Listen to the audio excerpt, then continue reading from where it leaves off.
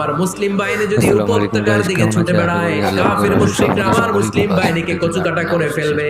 তাই আমি এখান থেকে তাদেরকে কমান্ড দিয়ে বলেছি, ইয়া সারিয়াতাল জাবাল, উপত্যকার দিকে নয় পাহাড়ের দিকে যাও, তাহলেই তোমাদের বিজয় নিশ্চিত হয়ে যাবে। সাহাবারা অবাক, ঘটনা কি? মসজিদে নববীর মিম্বারে দাঁড়িয়ে উনি যদি ইয়া সারিয়াতাল জাবাল বলে, এটা কি ইরানে যাবে নাকি?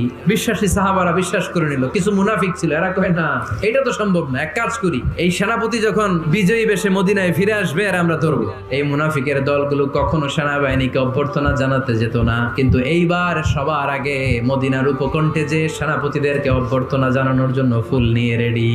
সেনাপতি ঢুকার সাথে সাথে ধরছে, এই সেনাপতি কোত্থেকে আসছে? কয় পারস্য জয় করে আসছে। কয় এমন এমন দিন, জুমার দিন দুপুর বেলা যুদ্ধের মাঝখানে আমিরুল মুমিনিনের কণ্ঠের কোন কথাবার্তা শুনছো না? সেনাপতি অবাক, কয় তোমরা জানলা কেমনে? শুনছি তো, আমরা যুদ্ধে একটা ভয়ঙ্কর অবস্থার মধ্যে ছিলাম, পেছন